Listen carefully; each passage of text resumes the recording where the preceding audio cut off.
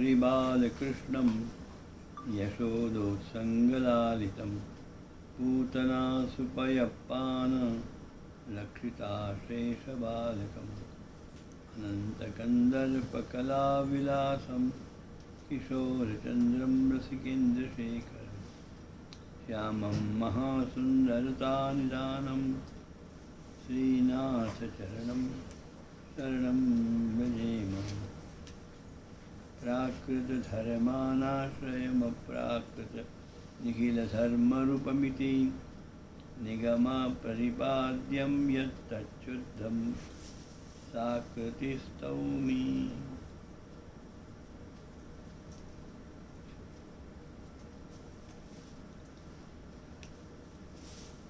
श्री वल्लभाधीश की जय, श्री गोवर्धन नाथ की जय, श्याम सुंदर श्री यमुना महारानी की जय।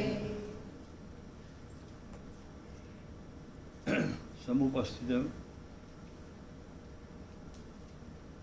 प्रिय भाग्यवान श्री वल्लभ पाद पद्म परागा अनुरागी वैष्णवजनों, आज ये अपरा एकादशी ने पावन पुण्यतिथि है। आप सर्वजनों को हमारी ओर से बहुत बहुत बधाई। प्रभु का स्मरण करते हुए शुभाशीर्वाद।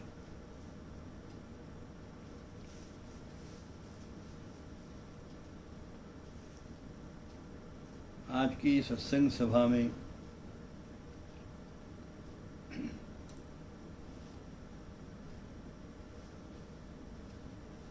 जिज्ञासु जनों ने शौनकादि ऋषियों ने महामना सुत जी को जो प्रश्न किया था, इसका वर्णन उल्लेख श्रीमद् भागवत के महात्म्य में 10वें अध्याय में प्राप्त होता है। वही प्रश्न के रूप में, जिज्ञासा के रूप में आज कतिपय जिज्ञासु जनों ने हमसे अभिव्यक्त किया है।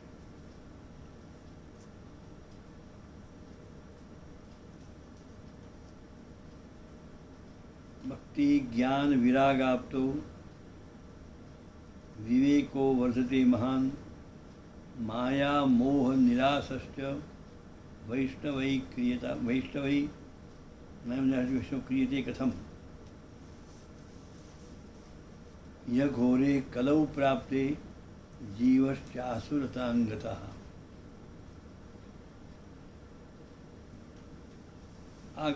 यह घोर कलिकाल में प्रायः जीवात्मा सब आसुरत्व को प्राप्त हुए, आसुरी भाव युक्त बने हुए।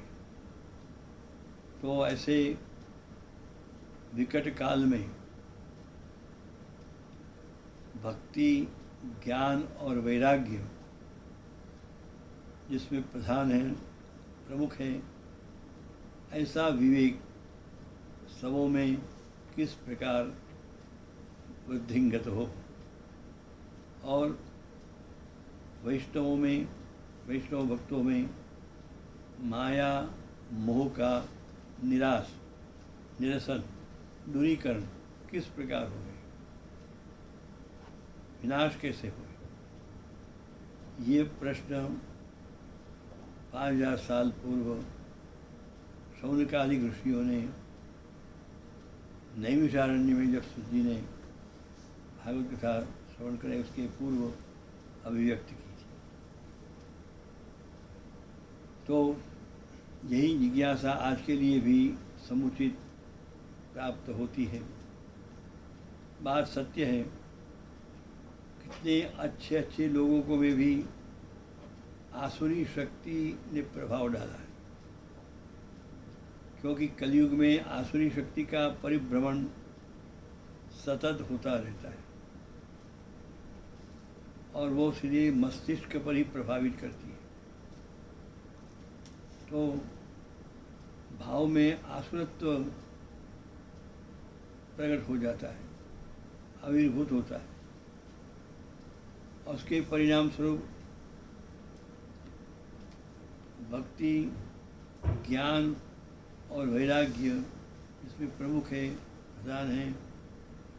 ऐसा जो विवेक, वो विवेक आज सब में इसी के कारण दृष्टिगोचर नहीं होता है। वो कैसे बढ़े और आसुरता से दैवीत्व,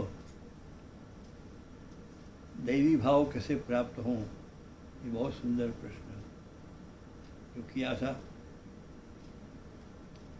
वहाँ तो श्रीमद् भागवत के द्वारा इसका निरसन बताया था, परंतु सबसे उत्तम पक्ष बात तो ये है कि श्रीमद् भगवत चरणारविंदों की निष्ठा भरी और अहितु की भक्ति जो हम जीवन में सद्गुरु श्रीमद् वल्लभाधीश महाप्रभु जी के कृपा से, उनके आश्रित बन के, उनकी कृपा से प्राप्त करते हुए हम यदि समस्त वैष्णवगण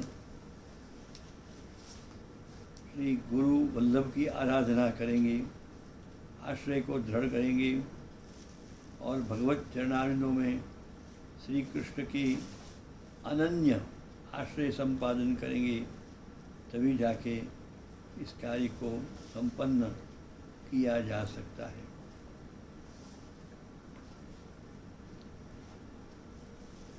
क्योंकि वे आगे चल के उसमें आख्यान भी दिए थे भक्ति और नारद जी के संवाद के रूप में। तो भक्ति ने बताया था कि ये ज्ञान और वैराग्य ये मेरे पुत्र हैं। यहाँ समझने की बात ये है कि भक्ति शब्द वैष्णव में बहुत प्रचलित है। वैष्णव धर्म भक्ति के मार्ग पर है, परंतु भक्ति शब्द के साथ दो शब्द छूट गए, ज्ञान और वैराग्य। ज्ञान का अर्थ होता है स्वस्वरूप ज्ञान और ब्रह्म ज्ञान। और ब्रह्म परमात्मा श्री हरि का संपूर्ण ज्ञान और जागतिक सर्व पदार्थों के प्रति हमारी अनासक्ति पूर्वक भगवत आसक्त होना, भगवत चरणासक्त होना, ये बहुत आवश्यकीय माना गया है। यही वस्तुएं हमारे जीवन में नहीं होती, चाहे वो भक्ति के रूप में सेवा करेंगे, भजन करेंगे, कुछ भी करेंगे, न तो ज्ञान है, न वैराग्य है, न दृढ़ आश्रय है। इसलिए ये भक्ति पनपती नहीं है, वृद्धिंगत नहीं होती। और विवेक शब्द की बात आई तो श्री महाप्रभु जी ने बताया कि विवेक किसको कहते हैं। बोलो बताओ किसको भी कहते? निजेच्छा तक करी। परमात्मा श्री हरि अपनी इच्छा के अनुसार जो भी करेंगे वही सही है, और हमको उसी के अंतर्गत रहकर उसी को ही अनुसरण करना है, फॉलो करना है। ये सबसे बड़ी बात होती है। तो निजेच्छा तक करिष्यति, ये कोई अपने जीवन में इस वस्तु को लाना, समझना, ये कोई सामान्य बात नहीं है। ये भी बहुत बड़ा तप, हर विषय में निजेच्छा तक करिष्यति, इसके लिए बहुत बड़ा धैर्य चाहिए। इसलिए श्री महाप्रभु जी ने विवेक, धैर्य और आश्रय, ये तीनों को साथ में लेकर ग्रंथ बनाया, विवेक, धैर्य, आश्रय। क्योंकि विवेक के लिए धैर्य चाहिए और धैर्य के लिए दृढ़ आश्रय चाहिए। भगवत चरणारविंदों में दृढ़ अनन्य आश्रय होगा तभी हर वस्तु में हमारा धैर्य हो सकता है, और धैर्य होगा तभी निज इच्छा तक करिष्यति, तो अपनी इच्छा से जो करेंगे हमारे भलाई करेंगे। हमें इसको मोह प्राप्त नहीं करना है, न हमें दुखी होना है। बहुत पढ़े लिखे लोग भी, संस्कृत में पढ़े लिखे लोग भी, शास्त्रों में आगे बढ़े हुए लोग भी यहीं पर आगे नहीं बढ़ पाते हैं और मार खा जाते हैं। तो यहाँ यही कहा कि विवेक को वर्धते मां, भक्ति ज्ञान विराग आप्तो विवेक को वर्धते मां। ये महान विवेक कैसे वृद्धिंगत हो, बहुत सुंदर प्रश्न किया था। तो भक्ति के साथ ज्ञान और वैराग्य भी बहुत आवश्यक है। वहाँ जैसे भक्ति ज्ञान वैराग्य सोते रहे, अर्थात हमारे जीवन में भक्ति भले ही क्यों न हो, ज्ञान अगर सो रहे हैं, ज्ञान की अवस्था सुषुप्त है, वैराग्य की अवस्था भी सुषुप्त है, या ज्ञान वैराग्य है ही नहीं, तो वो भक्ति प्रसन्न नहीं होती, भक्ति परिपूर्ण नहीं होती। इस स्थूल भक्ति मार्ग का एक सुंदर प्रकार यहाँ जो श्रीमद् भागवत में महात्म्य में बताया गया है। तो विवेक निजेच्छा तक करिष्यति, ये विवेक भक्ति ज्ञान वैराग्य प्रधान जो विवेक है वो यही है। स्वामी, हमारे स्वामी प्रभु जो भी करेंगे हमारी भली करेंगे, ये सबसे बड़ी बात है। देखिए इस दृष्टांत में इसके लिए प्राप्त होते हैं।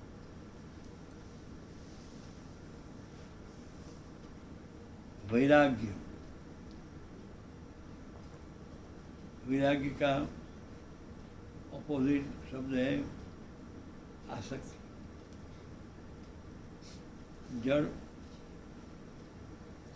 जड़ और चेतन में आसक्त रहना और उसको अज्ञानवश मेरा कहना। सबको जो मेरा नहीं है उसको मेरा करना, और जो वास्तव में मेरा है उसके प्रति कोई भी भाव नहीं होता। मेरा कौन? गीता जी ने तो बताया, मेरा कौन? धर्म मम। भगवत गीता का प्रथम श्लोक और प्रथम शब्द कौन सा? गीता जी की शुरुआत कैसे होती है? उवाच को छोड़, धृतराष्ट्र उवाच, परंतु गीता जी का श्लोक की शुरुआत धर्म क्षेत्रे कुरुक्षेत्रे समवेतायुयुत्सवा मामका पांडवाश्चैव किमकुर्वत संजय। तो पहला श्लोक और पहला शब्द कौन सा आया? धर्म। बराबर। और गीता जी का अंतिम श्लोक और अंतिम शब्द कौन सा आया?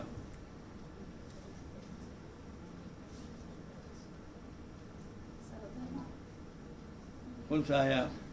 आखिर में शब्द आता है, बोलो गीता जी का श्लोक बोलो।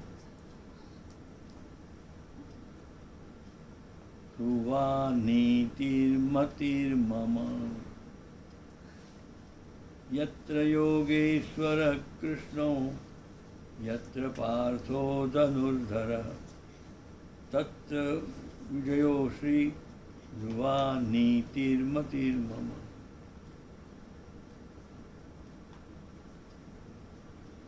मम शब्द है, तो धर्म शब्द ले लो, पहला शब्द, और आखिर का शब्द लेके दोनों को जोड़ दो। क्या शब्द बना? धर्म मम। मेरा, मम मन मेरा, कौन है? धर्म। धर्मो रक्षति रक्षितः। जो धर्म की रक्षा करेगा, धर्म उसकी रक्षा करेगा। धर्म कौन है? क्योंकि वेदांत आदि वेदांत पुराण आदि जितने धर्म ग्रंथों में जो मानव के लिए पालने आचरण करने योग्य जितनी बातें हैं उनको धर्म कहते हैं। आत्मा के कल्याण के लिए जो भी आचरण किया जाता है वो सब धर्म कहते हैं। इसे उनको धर्मशास्त्र भी कहते हैं। भगवद गीता में एक इस कलयुग से प्रभावित व्यक्ति का प्रथम उच्चारण था, मामकाः पांडवाश्रय।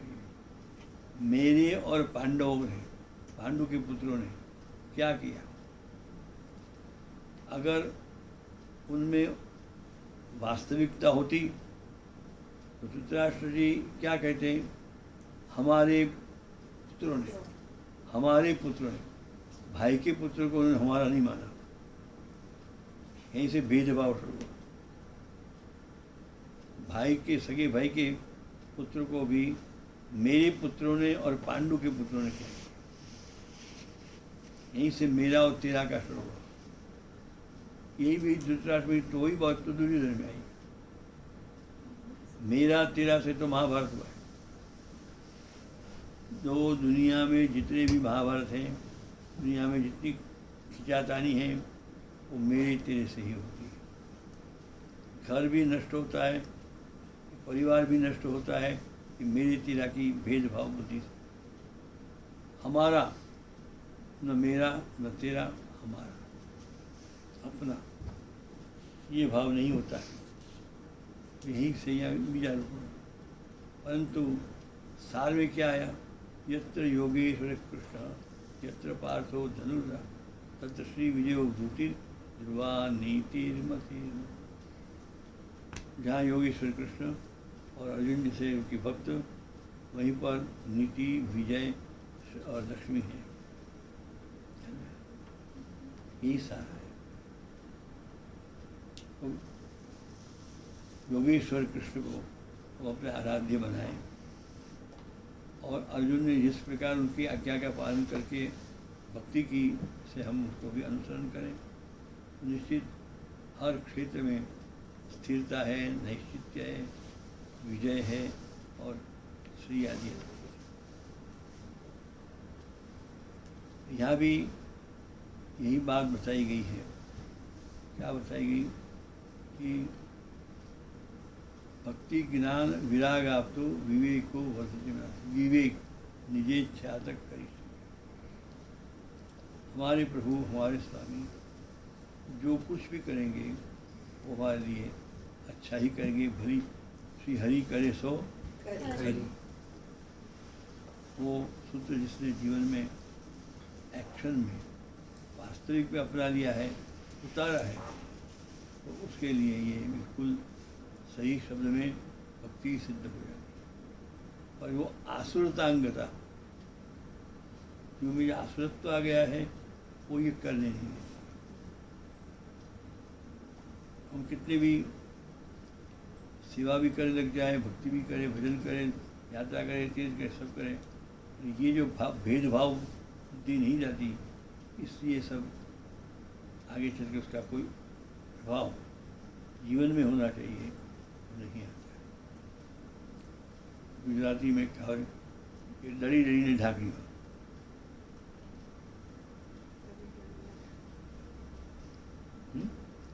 ढाकी वो सब कुछ करके भी कुछ नहीं, ऐसी वस्तु हो जाती है। तो इसके लिए हमेशा आत्मदर्शन ये सबसे बड़ी वस्तु मानी गई है। आत्मदर्शन, हम दूसरों में हमेशा दूसरों को देखते हैं, तो दूसरों को देखना भी एक बार क्षम्य होता है, तब जाकर कि उसके दोष ही हम देखते हैं, दोष को ही देखते हैं, और साथ गुणों को भी देखें। गुण और दोष दोनों का सम्मिश्रण ही तो मनुष्य है। गुण तो उसके हम देखते ही नहीं, उसका दोष ही देखते हैं। आप जीवन में देखिए, आप खुद को देखिए, कोई हमारे लिए इतना ढेर सा अच्छा करेगा वो बहुत ज़्यादा याद नहीं रहेगा, और किसी ने एक थोड़ा सा भी हमारे लिए नहीं किया तो हमारे मन में बहुत याद है, इसने हमारे लिए इतना नहीं किया, अरे मूर्ख, इतना ढेर सा तुम्हारे इतना अच्छा किया, वो क्यों भूल जाते हो? वो नहीं याद करना है। और थोड़ा नहीं किया उसको याद करना, या तो उसने तुम्हारा कितना अच्छा किया है, थोड़ा तुम्हारा काम बिगाड़ा तो उसमें तुमको उसके प्रति घृणा हो जाती है, तो वो देखती नहीं। देखो तो वो भी एकदम बैलेंसिंग देखो, इसने हमारे लिए अच्छा भी किया है, बुरा भी है, चलो इसने बुरा भी किया है ना, ओके कोई बात नहीं है, अच्छा भी तो किया है। जो अच्छा किया है उसको याद करके हम उसके प्रति सद्भाव रखें, तब तो कोई झाड़ की बात बनती है ना। यही यहाँ से समझ आता है कि विवेक, तो यहाँ से सोच के हमेशा गुण दर्शन करना, ये भी अपने जीवन में सीखना आती है। ये आत्मदर्शन है। मैंने इसके लिए क्या किया, इसके बदले में दूसरी बात, इसने इतना किया, मैंने क्या किया। हम कुछ दूसरों के लिए क्या करते हैं, अपेक्षा सबसे रखते हैं, और दूसरे की हमारा भी कर्तव्य होता है, वो हम कितना निभाते हैं। ये जब आत्मदर्शन है, ये आत्मदर्शन करना ही चाहिए। एक और, हमेशा हम अपनी गलतियों को कभी स्वीकार नहीं करते। अपनी गलतियों को स्वीकार करना सीखो। हम कोई देव तो नहीं कि गलती कर ही नहीं सकते, हमारी भी गलती हो सकती है, दूसरों की भी हो सकती है, तो उसका निराकरण घृणा, तिरस्कार नहीं है। कोई भी किसी की क्षति को क्षमा करे वही इंसान होता है। क्षमाशीलस्य भूषणम, और स्वीकार करना। और सुंदर बात है, हम छोटे थे तो हम पढ़ाई करते थे, हमारी पढ़ाई में इंग्लिश की बुक थी, उसमें आता था who broke this jug, yes mummy I broke this जग। ये पाठ मैंने उससे सत्य बोला, स्वीकार किया कि ये जग हमसे टूटा है। तो उसकी माता बहुत प्रसन्न हुई, तुमने अपनी गलती का स्वीकार किया, तुमने तोड़ा है, तुमने तुम्हारी क्षति का स्वीकार किया, तुम्हारी सच्ची बोलने पर मैं प्रसन्न हूँ। आइंदा इस बार गलती मत करना, क्योंकि इससे नुकसान होता है। तो समझाए, तो ये भी समझने की बात आई, कोई गलती करता है, अगर कोई स्वीकार करता है, उसको डांटना फटकारना भी नहीं चाहिए, उसको दुत्कारना भी नहीं चाहिए, उसको प्रेम से समझा के गलती ना करने की शिक्षा देनी चाहिए, समझाना चाहिए, तभी जाके संसार के सब कार्य होते हैं। तो ये सब बातें आत्मदर्शन में, ये सभी वही बातें आ जाती। मैं सबसे पहले मैं देखना चाहिए। देखिए, और तो और हमारे शरीर का एक अंग है, वो हमसे वफा बेवफा की बात जान दो, वो हमारे लिए सच्चा हमको शिक्षण देता है, वो हमारे लिए सच्ची बात बनता है। एक हमारा अंग, हमारा अपना शरीर का अंग, आप किसी के लिए आप अंगुली करेंगे तो देखो मेरे सामने हो, ये तुमने किया, तुम, तो ये अंगली एक तो उसके सर जाती है और 3 अंगली तो हमारे तरफ जाती है। कितना ये अंग हमारा जो कितना सच्चा है। ये देखो, वो तो एक दृष्टि से तो खराबी की, तुम तो 3 दृष्टि से खराब। ये 3 उंगली हमारी तरफ जाती। तुम अपने आप को देखो, आत्मदर्शन करो कि वो एक दृष्टि से बराबर नहीं है, तुम तो 3 दृष्टि से बराबर नहीं है। तुम तो देखो कि हमारा अंगी हमको इसमें साथ नहीं देता है, नहीं करती है ना। तो आत्मदर्शन करना ये हमेशा बहुत ही मानव जीवन के लिए बहुत अच्छा है। घर में शांति रखने के लिए, आपस में मैत्री रखने के लिए, आपस में प्रेम रखने के लिए, कोई भी अच्छे संबंध को बढ़ाने के लिए, अच्छे संबंध बरकरार रखने के लिए आदि आदि में हमेशा आत्मदर्शन ये भी एक महत्वपूर्ण वस्तु है। तो हमेशा इतना याद रखो कि इस प्रकार से जो विवेक आता है तो निजेच्छातक करिष्यति में बहुत बल मिलता है। ये सब बातें भी क्यों निजेच्छातक करिष्यति रटने से कुछ नहीं होता, उसको अपने भीतर में उसको उतारने से श्री हरि जो करते हैं हमारी अच्छाई करते हैं। उसके लिए क्या धैर्य चाहिए। कभी हमारे विपरीत भी होता है, हम नहीं चाहते वो भी होता है, उसको भी हंसते हुए स्वीकार करना, यही तो तप है। दैनंदिन जीवन में यही तो तप है। अपना प्रिय न हो, हमारे पक्ष में न हो, तभी हम हंसते हुए स्वीकार करें। हार को भी हंसते स्वीकार करें, विजय को भी हंसते स्वीकार करें। या विजय को हंसते स्वीकार किया तो हार को भी क्यों रोते हुए स्वीकार करें। हार को भी हंसते स्वीकार करने वाला ही सच्चा विजेता और वीर है, ऐसे महापुरुषों का कहना है। तो ये विवेक, धैर्य और आश्रय से ये जो बात होती है निजेच्छातक करिष्यति, ये बात हमारे जीवन में आती है। इसलिए भगवान ने भी बहुत सुंदर भगवद गीता में 2 अध्याय में जो कुछ बातें बताई, ताम तितिक्षस्व भारत,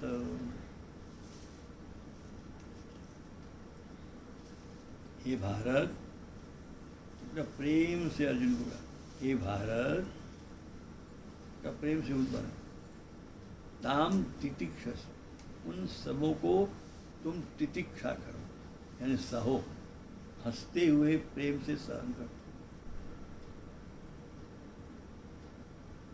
तो क्या होगा? सोमृतत्वाय कल्पते, 3-4 श्लोक के बाद याद है आखिर का फल क्या होगा? सोमृतत्वाय कल्पते, तो अमृतत्व की प्राप्ति तुम्हारे जीवन में होगी। श्रीमद् भगवद गीता, सोमृतत्वाय कल्पते, आगमापायिनो नित्यस्तां तितिक्षस्व भारत। किसी को सहन करने को समझाना हो तो गीता में भगवान से सीखना चाहिए। तो सहन करो, ये रूड लैंग्वेज में नहीं कहा जा सकता। बेटा और अच्छे हो, इनको तुम प्रेम से धैर्य से सहन करो, सब अच्छा हो। सहन करना और सहन करने की शिक्षा देना, ये हमेशा मीठे वचन नहीं होते हैं, ये कटु वचन होते हैं, कड़वा लगता है, अच्छा नहीं लगता है। अरे तुम हमारी इतनी जल्दी तुमको सहन करने का बोलते हैं, ये सिखाया भगवान ने। हे भारत, उसको तुम सहन करो, है ना। तो ये सब भगवान की वाणी से, भक्तों के जीवन से ये समझ लीजिए।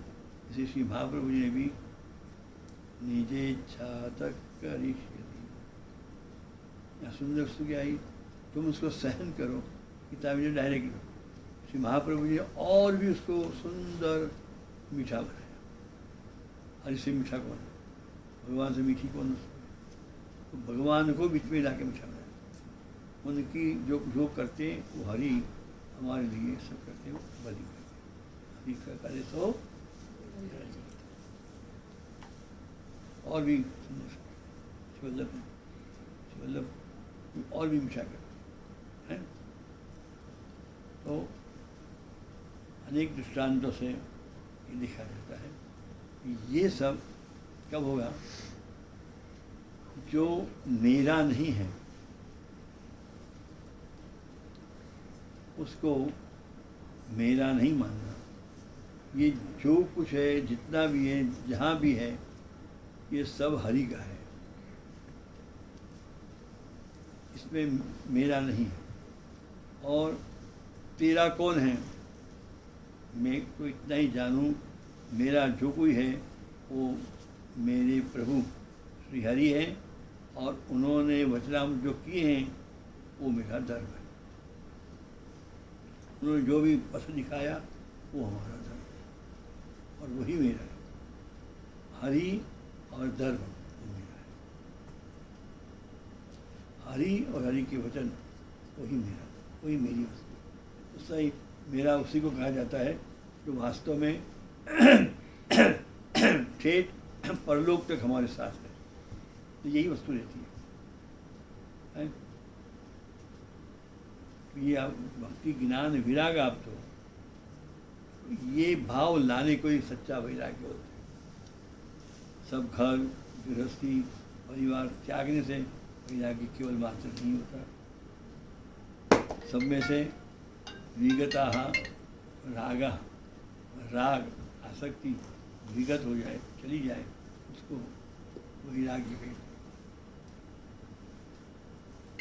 और इस प्रकार के ज्ञान, इस प्रकार के बातों से जो वैराग्य उत्पन्न हुए कि मेरा नहीं है और उसके प्रति आसक्ति हट जाए, उसी को कहते हैं ज्ञान। हरि मेरा जो कुछ है, कौन है मेरा? कौन? हरि। बाकी मेरा कुछ नहीं, सब हरि का। इसको ज्ञान कहते हैं। और वो मेरा नहीं है तो क्यों मैं इसमें आसक्ति रखूं? आसक्ति को हरि रखना, तो ये वैराग्य है। यही वास्तविक ज्ञान और वैराग्य। ये ज्ञान वैराग्य युक्त यदि भक्ति होती है तो तत्काल उसी जन्म में निश्चित सफल होती है। इसी वहाँ जो भगवती हो गए, उनके जीवन दर्शन यही बातें देखने को मिलेगी। इसी वो सब मैं तू से ये सब आसक्ति कैसे होती? ये मेरा, ये तेरा, ये भेद बुद्धि। मैं और मैं और तू, मैं और तू से हम अपन, ये भाव समष्टि में पहले अपने से लाना चाहिए, सब में लाना चाहिए। जो कुछ है आओ हम सब, इसलिए वेदों में, उपनिषदों में, शांति पाठों में भी बताएगा। हरि ओम सहनावतु सहनौ भुनक्तु सह वीर्यं करवावहै तेजस्विनावधीतमस्तु मा विद्विषावहै। ये सुंदर बात वेदों ने, उपनिषदों ने हमें सिखाई। आओ हम जो कुछ भी सत्कार्य करें साथ में मिल के करें। सहनावत, आओ हम सब साथ में मिल के भुनक्तु भोगें और भोजन करें। अकेले के लाडवा खाया जाता है, आओ हम सब मिल के करें। और सहवीर्यम करवा भाई, आओ हम सब मिलके जो पराक्रम कर रहे हैं, प्रगति करनी है, वो साथ में मिलके करें। तेजस्विनावधीतमस्तु, और हम सबका, आओ हमारा सबका तेज और ज्ञान बढ़े साथ में। माँ विद्विषा हुई, और हम कभी भी एक दूसरे का विद्वेष ना करें। ये संदेश हमारी वेद भगवान उपनिषदी और यही हमारी वेद संस्कृति और इससे बनी हुई यही हमारी भारतीय संस्कृति और यही हमारा सनातन वैदिक धर्म का आदर्श है। यही हमारा सनातन वैदिक धर्म का आदर्श, मेन फंडामेंटल प्रिंसिपल ऑफ सनातन वैदिक धर्म। कोई वो कहना चाहिए what is your fundamental principle? Main fundamental principle में से ये भी एक बहुत बड़ा फंडामेंटल प्रिंसिपल है हमारी वैदिक संस्कृति का, हमारे धर्म ग्रंथ का, सहनावतु। इसलिए उसी भाव से मिलकर मैं कभी कभी सब आपके ध्यान प्रवृत्ति में मैं भी ये मंगलाचरण में यही बोलता हूँ, क्योंकि हमारी भारतीय संस्कृति का, हमारे भारतीय धर्म, सनातन वैदिक धर्म, इसका यही आदर्श है, यही हिंदुओं का आदर्श है। हिंदुओं का आदर्श यही है, हिंदू कभी किसी से द्वेष नहीं करता, भेदभाव नहीं करता, अकेले आगे बढ़ने की खोजता नहीं, कभी मिल जाए खाने पीने की या अच्छी वस्तु भोगने की साथ में मिलकर ही करता है, और किसी के माँ विद्वेषा हुई, किसी द्वेष नहीं करता। तो ये सच्चा हिंदू वही है और हिंदू धर्म ऐसा ही है और वो किसी का द्वेष नहीं सीखता। ये हमारी भारतीय सनातन वैदिक संस्कृति है, सनातन धर्म का यही आदर्श है। यही वस्तु के चलने से हमारे जीवन में सब प्रकार की समस्याओं का आप ही आप भगवत कृपा से, ईश्वर की अनुकंपा से हल भी होता है। तो आज की एकादशी, अपरा एकादशी के दिन जो भी महापुरुषों के द्वारा प्रेरणा स्रोत से जो हमें प्राप्त हुआ, आज हमने आपके साथ बांटा, इसको अपने जिनमें के जीवन में आगे बढ़े और कभी बात को बढ़ाएं। बात को बढ़ती है खराब अर्थ में, तो उसको रोक कर समाधान वृत्ति के द्वारा, इन्हीं आदर्शों के द्वारा हम उसको हल करते जाएं। आपसी प्रेम, स्नेह, मन मुटाव, आपसी प्रेम से दूर होकर मन मुटाव न हो, उसको साथ में बैठ के प्रेम से विचारों के आपके द्वारा हल किया हमेशा। और जो मेरा नहीं उसको मेरा न कहें, मेरा तो केवल श्री हरि है, वही करे वही सब करे। बोलो श्री हरि करे सो करे। तो श्री गोवर्धननाथ श्री वल्लभाधीश हरि ओम। सहनावतु सहनौ भुनक्तु सह वीर्यं करवावहै तेजस्विनावधीतमस्तु मा विद्विषावहै। ओम शांति शांति शांति। आज सर्व विश्व में पहली बार हमने देखा हमारे जीवन में कोरोना वायरस की महामारी प्रचंड रूप से फैल गई है।